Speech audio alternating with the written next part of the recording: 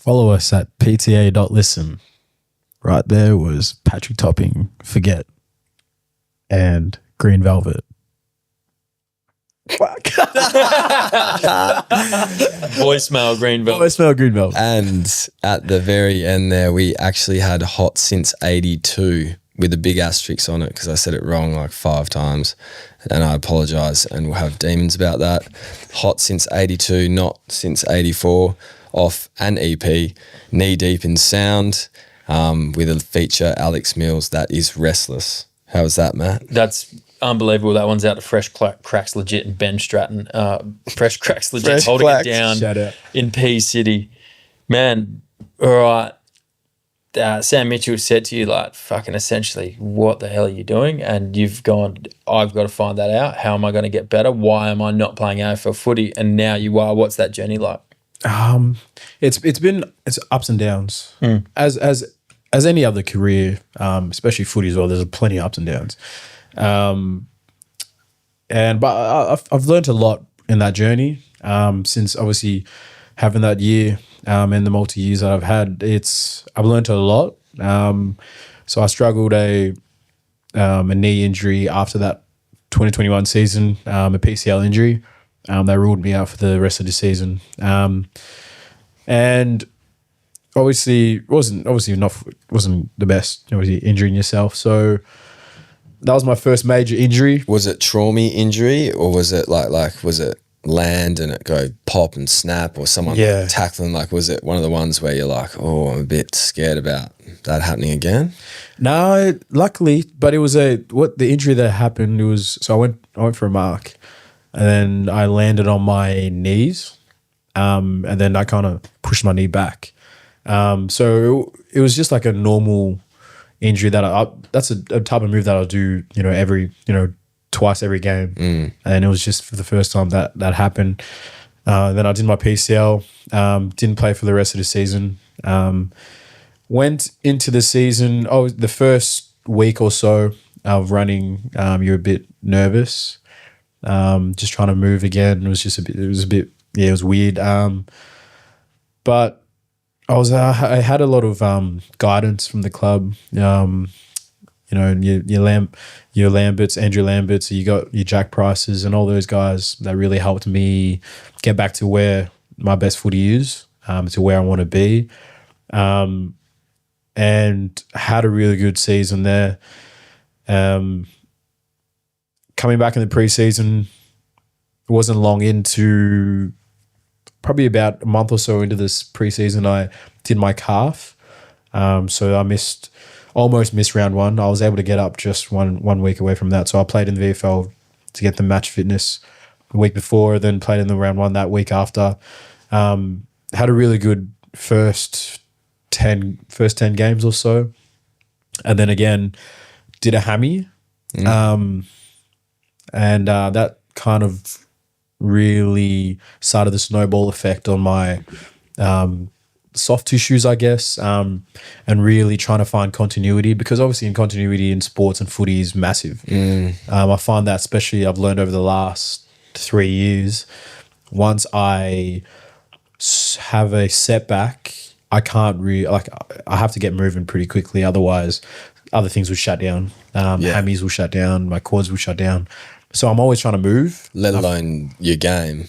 Exactly. You have 6 weeks off. Yeah. Like even a medium hammy can take that. Then it's like straight back onto the G. Exactly. And you need to hit every kick and do everything perfect and remember like exactly what makes you good and not good. Yes. And so I found that obviously trying to stay conditioned and obviously trying to stay on top of things is key for me. And also I found that as well, like, I'm gonna have setbacks. I'm just more aware of. One of the things I'm learning is stuff I'm doing outside of the club at the moment. So I practice a lot of mindfulness is something that I really started getting to, because I found that once I'm off the field, that's the only thing that's going to help me get back to where I want to be. So massive credit to the staff at the club that really helping me guide me through that. A lot of journaling I've started doing recently. And how does that help you? Yeah, a lot of the stuff right now, I'm very early stages. it's helping me at the moment. It's not something that I'm doing to get an outcome out of. It's something that I'm trying to do to just get in a good habit of, and then eventually just, find some, continuity with it. And I feel like the stuff I'm doing now is, so what I'm doing is post game, I'll write things down that I've really, so it's like being aware of yourself. So stuff like, That's where I was going. yeah. Okay. That's what I was hoping you'd say. So a lot of stuff I'm doing,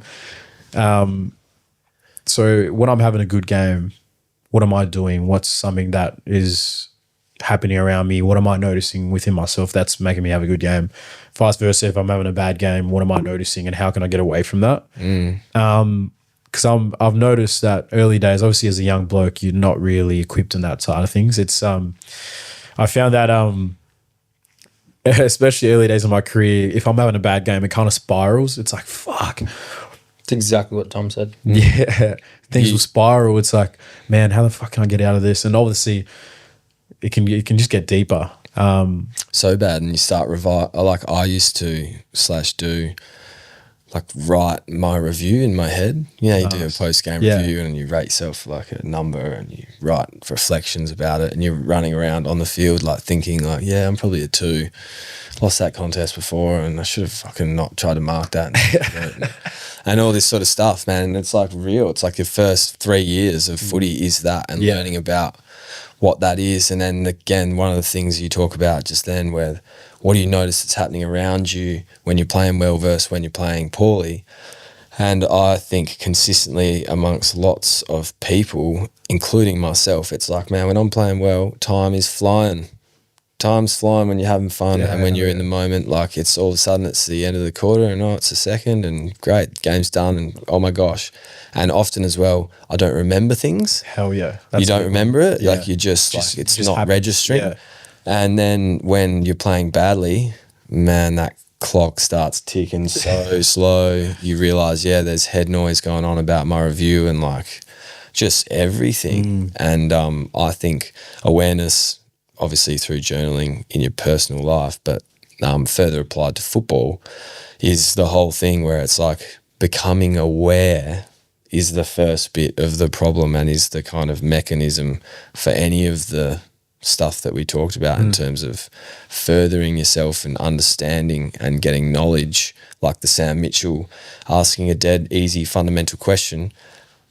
Things come into your awareness and then the problem's already solved once you're aware of it, but it's only before that point that you're not like that. Yeah. And I found that as well. It's like, obviously you're going to have bad games and you're going to have moments that you're spiraling. It's the best part is the key thing to take away from is like, how can you get yourself away from that shitty bit? You don't have to be great, but just something closer to in between is something that I'm working on at the moment. And especially something that I have gotten better since my first couple of years, 3 years at the club.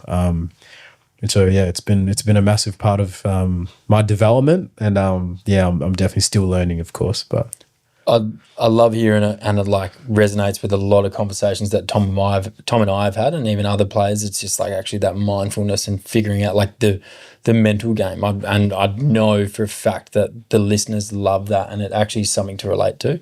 I want to get more on that house techie vibes that you've got in that playlist, and when we get back, I want to hear about producing your continued love for music and what you're up to now, man. Dope.